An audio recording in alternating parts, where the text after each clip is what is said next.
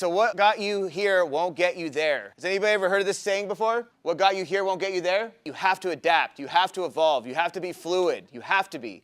You cannot just expect what got us here will just continue to get us there. It's not going to keep moving us forward in the direction. We have to pivot. We have to be able to adapt, which means we have to adapt with training. We have to adapt with leadership. We have to adapt to the new workforce that's coming in, Gen Z. We have to adapt to the fact that, yes, AI is coming in play. Not only does AI affect our business internally, where we're going to have to use it to operate our business, but it's also going to affect us externally because that already people are learning and obtaining information differently, right? You're going to have a whole generation who is basically raised on AI. Already, like for example, my niece searches everything through ChatGPT. I use Google. She uses ChatGPT, right? So it's just the way they learn and consume information is completely different, which means we're going to have to train them differently. Not saying we have to use AI. We have to understand that their brain is processing differently than the generation before them. If you haven't read this book, I highly recommend you do. It's Unreasonable Hospitality by Will Guidara. It's basically about Will Guidara and how he took over 11 Madison Square in New York. He made it one of the most successful restaurants, both critically and financially. The reason I tell you that is I always encourage leaders to chase excellence both inside and outside of work. Okay? I think it's important, of course, that you chase excellence inside of work, but also outside of work. Unreasonable Hospitality is basically Will Guidara's story, right? First, he starts off at a little rinky-dink restaurant managing. And he does his best, kicks butt, helps turn the restaurant around as much as possible, doesn't do anything major, but just really applies himself, gives 110%.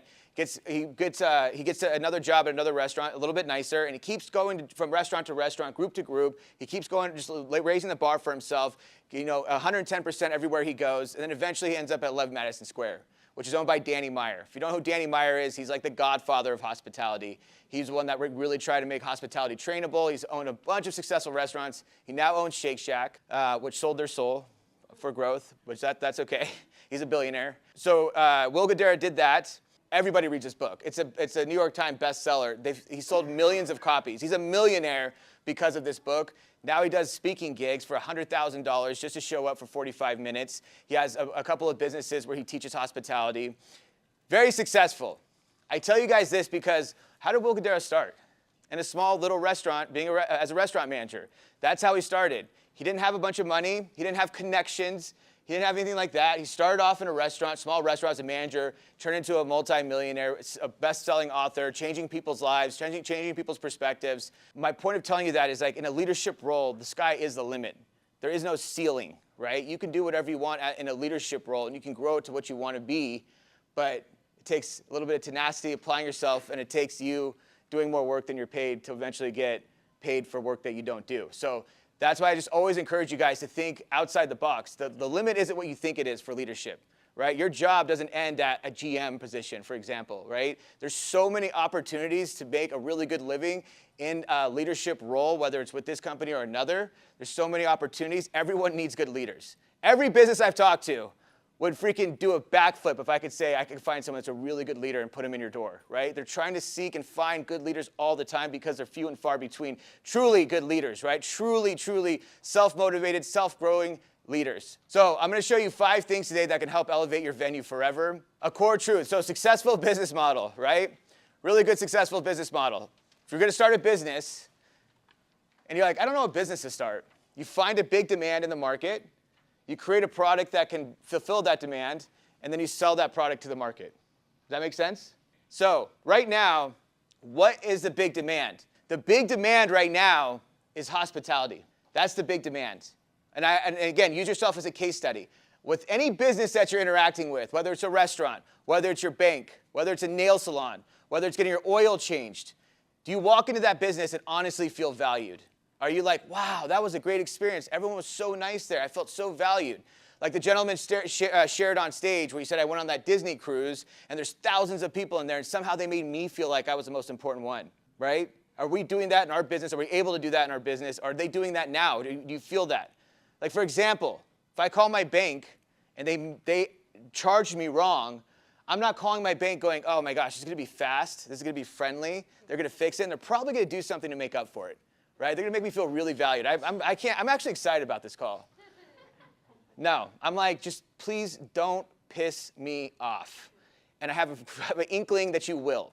And so that's what's missing is hospitality. That's what separates businesses now more than ever, because it's harder to train. Harder to train than it ever has been before because of the generation that we're getting in and because of post-COVID mindsets.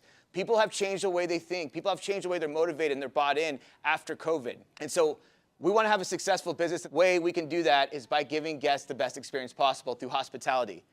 And we can only do that through you guys. It starts with you guys and has to go down, leadership down, like we talked about, starts with you and goes into your staff. Chick-fil-A in 2001 was worth $1 billion. Pretty good, right? Would you guys be happy with the business if it was doing $1 billion a year? You're in the 1% of businesses if you're doing $1 billion a year. So they're doing really well. But Chick-fil-A wanted to separate themselves. Now, at this time, they were growing rapidly. They were growing. But they were like, we really want to separate ourselves from the competition. And so they're like, okay, can we be the cheapest? No, we don't want to be the cheapest. No one wants to do that. We want to say we're the best. We're the best chicken sandwich.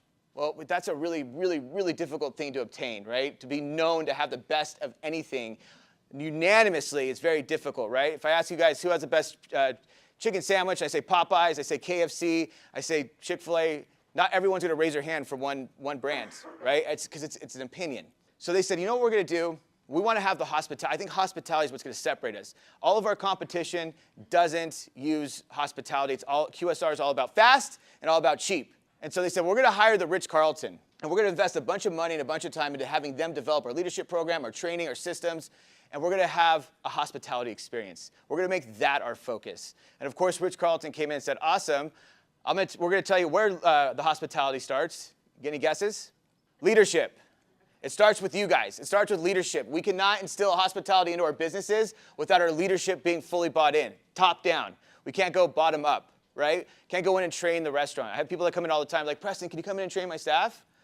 Yeah, I can train your staff, but what happens when I leave? What happens when I leave if your leadership team isn't dialed enough to be able to support that training that I gave them? If they're not bought in, if they're not aligned, then it's going to be all for nothing. Everything's going to fall through the floors, fall through the cracks. Your leadership team is where it starts. We have to have them aligned on hospitality. So they hired the Ritz-Carlton in 2001. Everyone said they were crazy. Look at your competitor, McDonald's, #1 restaurant in the world. They don't have hospitality. Fast and cheap, or used to be cheap. Right? That's their model. Why are you trying to reinvent the wheel? And they said, no, we're going to stick to it, right? We're going to be innovators, go against the curve. So now in 2025, they're worth $25 billion.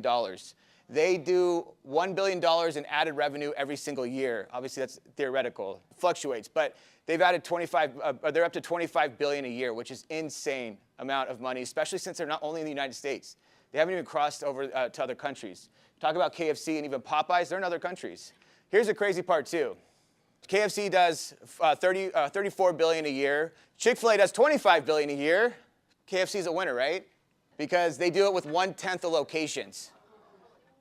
Now, if I was telling you, oh, you're going to run a business, and yes, you're going to make about 30% less than this business, but you're going to do it with 1/10 of the locations, if you've ever ran a business, you're going to be like, yes, please.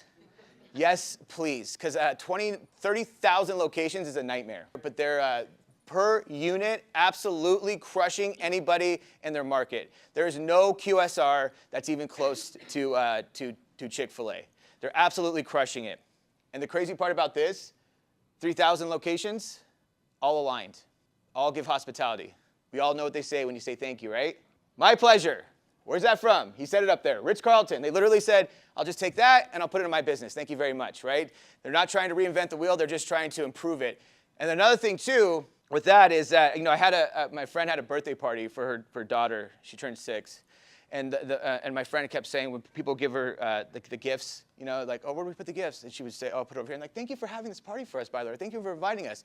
And the mom kept saying, my pleasure, my pleasure, my pleasure. And her daughter, 6 years old, says, Mom, what do you think? You work at Chick-fil-A? Now, I want you to think about that for a second, though. The power of that branding. But more importantly, the power of that consistency. That 6-year-old was able to identify that is synonymous with Chick-fil-A because they get everyone to say it at all 3,000 locations. And they're closed on Sundays. If we think like everyone else, we're going to get everyone else's results.